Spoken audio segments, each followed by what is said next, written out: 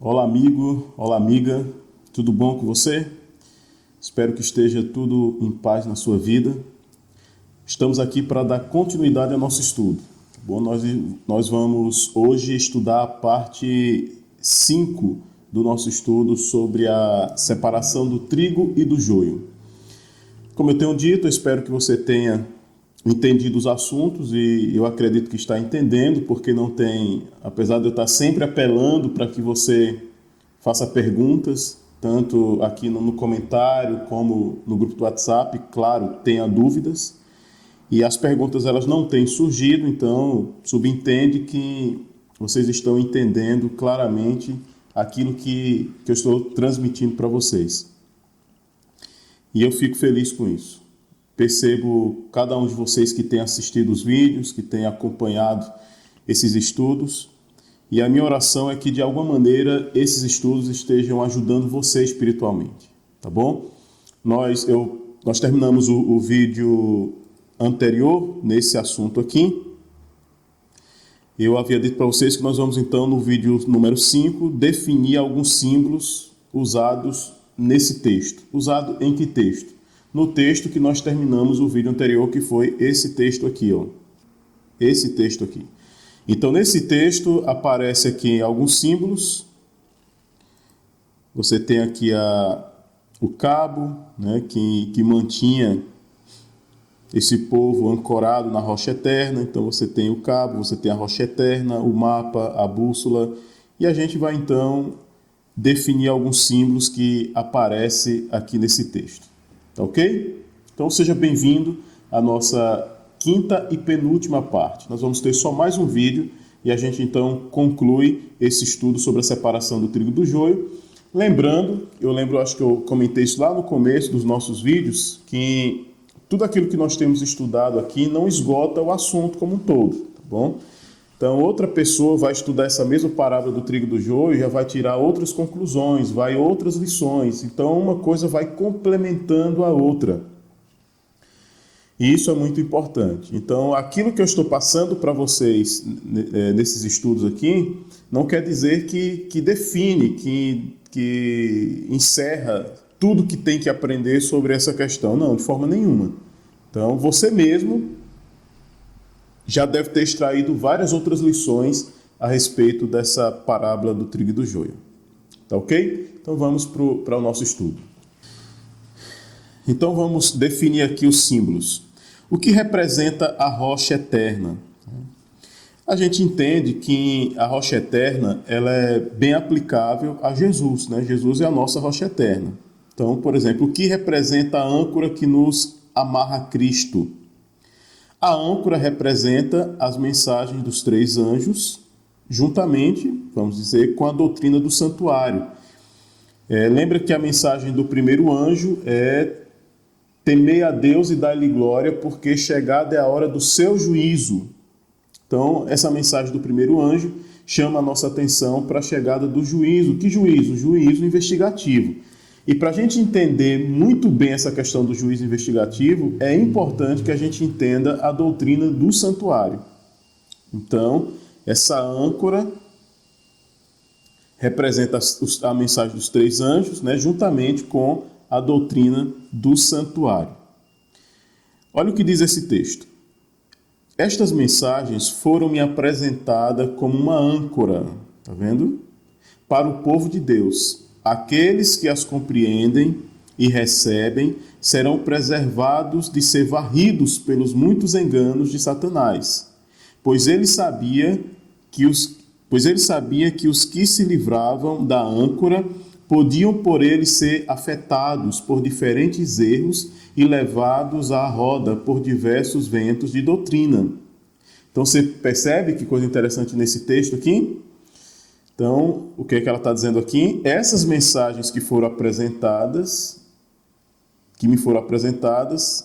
essas mensagens me foram apresentadas como uma âncora para o povo de Deus. E aí olha o que ela diz: aqueles que compreendem essas mensagens. Que mensagens são essas? Está no bojo daquilo que a gente tem estudado aqui no grupo, aqui no canal também. Bom, essas mensagens todas que nós temos estudado faz parte desse pacote todo. Então essas mensagens, uma vez compreendida, né, recebida, claro, e vivida as orientações que são passadas aqui, vai preservar, ou seja, vai proteger as pessoas que assim receberem essas mensagens de serem varridos pelos mais diversos enganos do inimigo. E aí ela diz aqui mais, ó, pois ele sabia que os que se livravam da âncora, ou seja, aqueles que não se agarravam a essas mensagens, aqueles que ignoravam essas mensagens, aqueles que não davam importância a essas mensagens, o que era que acontecia com essas pessoas? Podiam, por eles, ser afetados por diferentes erros e levados à roda por diversos ventos de doutrina. Então, olha que coisa interessante aqui. Agora, que representa o cabo que mantinha o povo conectado à âncora e a Cristo?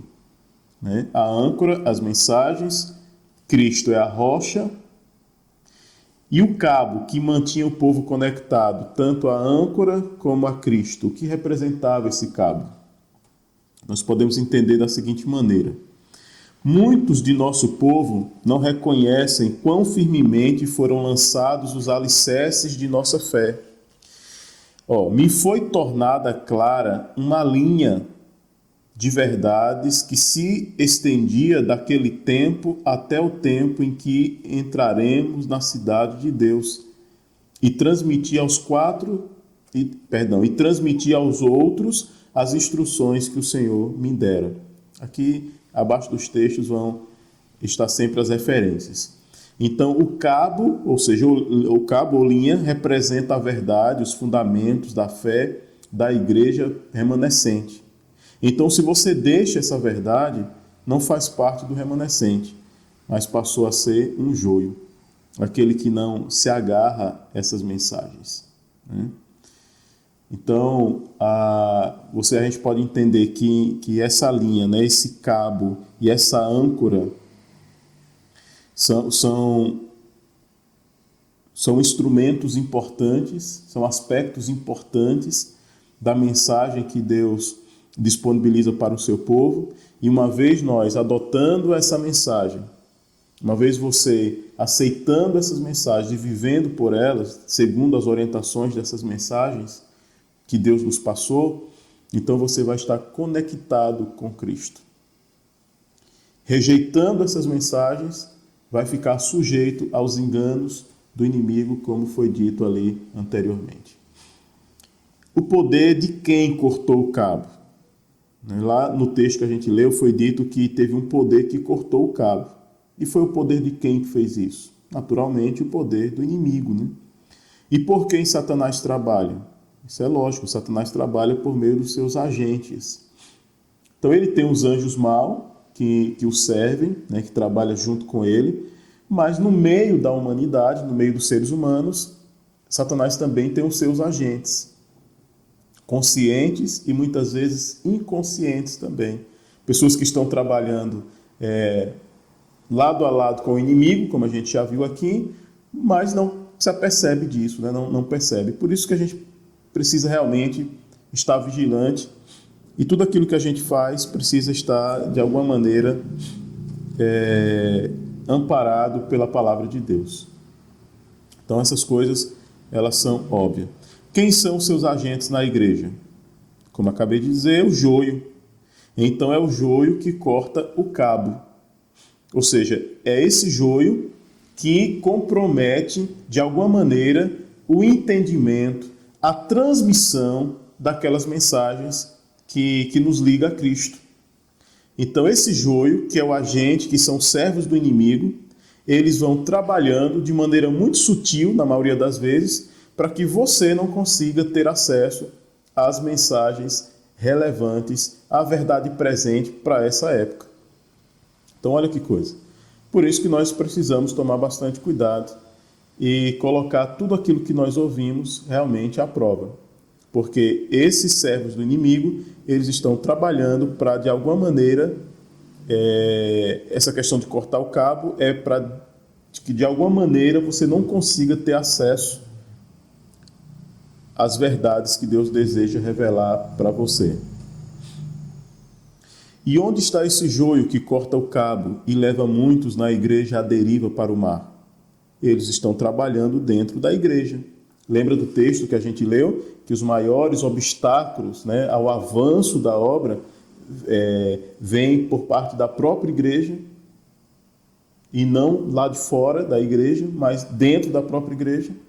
Exatamente, é isso que nós estamos entendendo o texto aqui. O que é o mapa? Naturalmente, acredito que você vai concordar e aceitar que a palavra de Deus ela é como um mapa. Serve para quê? Para guiar, orientar, para ajudar qual a direção que nós precisamos ir. Então é importante isso. A Bíblia é um mapa que nos mostra os marcos da verdade. Os que estão familiarizados com esse mapa serão habilitados a palmilhar com segurança o caminho do dever, seja para onde for que tenham que ir. Está vendo? Aqui está a referência. Então a inspiração deixa bem claro, a Bíblia ela é um mapa que nos mostra os marcos da verdade. E se você conhece esses mapas da verdade, se você conhece a verdade, você vai saber como se posicionar, você vai saber como se direcionar, para onde ir, para onde não ir. É por isso que a gente precisa realmente conhecer o mapa, saber interpretar o mapa, para a gente entender as suas orientações. Mas tem um detalhe aqui interessante. Para navegar com segurança em um navio, por exemplo, até o porto, não só precisamos de um mapa, mas também de uma bússola. Uma bússola é de muita importância. Pode acontecer de você navegar sem a bússola? Sim, pode acontecer. Mas quando você tem um mapa e a bússola, de alguma forma, isso vem para agregar, isso vem para te ajudar de alguma maneira. E o que representa essa bússola? A gente entende essa bússola como sendo os testemunhos, como sendo o espírito de profecia. Olha o que diz aqui essa citação. O navegador que possui mapa e bússola, então veja, possui as duas coisas, mapa e bússola, mas negligencia o seu uso, é responsável de pôr em perigo a vida dos que estão a bordo do seu barco. Pode o barco perder-se por sua negligência. Então, aqui você percebe a importância de nós termos a bússola e o mapa. A bússola e o mapa. Quando você estuda a palavra de Deus e os testemunhos que não vieram em substituição à Bíblia, pelo contrário, eles vêm como um auxílio, né? Como um auxílio à palavra de Deus. É interessante que a sua mente se abre para muitos detalhes quando você começa também a estudar os testemunhos junto com a palavra de Deus. É derramado uma luz adicional e você consegue entender muitas coisas. É muito gostosa a leitura da palavra de Deus associada aos testemunhos. Se você não fez isso ainda, eu recomendo que você faça e você vai perceber isso. Inclusive, você percebe que todo o nosso estudo aqui ele é construído exatamente dessa maneira. Nós temos usado aqui Bíblia e Espírito de Profecia. Bíblia e Espírito de Profecia, que são os testemunhos. E aí a gente vai conseguindo construir esse nosso entendimento aqui sobre esses assuntos. Muitos dos que agora pretendem crer na verdade, mas que não têm a âncora, que vocês já aprenderam, que representa as mensagens dos três anjos, estarão ligados com o grupo de Satanás. Olha que coisa grave aqui. Muitos que agora pretendem crer na verdade, ou seja, professam crer na verdade, professam estar na verdade, pessoas que estão na igreja, muitos, né? Muitos. Eu não posso aqui rotular, não posso aqui apontar o dedo, só posso ter a certeza que existem essas pessoas. Quem elas são não me cabe aqui. Tá bom? Só tenho que cuidar para que eu não seja uma dessas pessoas. Então veja, muitas dessas pessoas que creem na verdade, elas professam crer na verdade, mas elas não têm a mensagem dos três anjos, não porque a mensagem não estivesse disponível para elas, mas porque elas rejeitam, elas recuam, elas fogem dessa verdade. Essas pessoas estarão ligadas ao grupo de Satanás. E quem é o grupo de Satanás dentro da igreja? É o joio. Amigo, isso não é uma coisa para para ser dispensado, para ser ignorado. Isso são declarações sérias, são declarações graves, muito graves. Talvez você ache que não é importante falar isso. Para que isso? Isso é muito pesado, isso é muito forte. Não, não. Se está aqui, se foi revelado, Testemunhos para a Igreja, página 412, é porque Deus quer alertar o seu povo. Deus quer que o seu povo não seja enganado, seu povo entenda as estratégias, as artimanhas do inimigo. Mas vamos adiante. Pergunto aos que estão em posições de responsabilidade em Battle Creek. Então, todos aqueles que estão em posições de responsabilidade, liderança, pergunto a eles. Qual era a pergunta? O que estás fazendo? Voltastes as costas e não o rosto para o Senhor. Qual a mensagem a ser dada nesse tempo? É a mensagem do terceiro anjo. Mas essa luz que deve encher toda a terra de sua glória tem sido desprezada por alguns dos que pretendem crer na verdade presente. Cuidai de como a tratais. Descalçai o sapato de vossos pés, pois estáis em terreno santo. Cuidai de como transigis com os atributos de Satanás e derramais desprezo sobre a manifestação do Espírito Santo.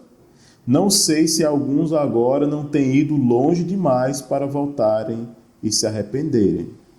Olha a repreensão que Deus aqui mandou através da sua serva para aqueles que estavam em posição de responsabilidade ali naquela instituição em Battle Creek. O que é que eles estavam fazendo?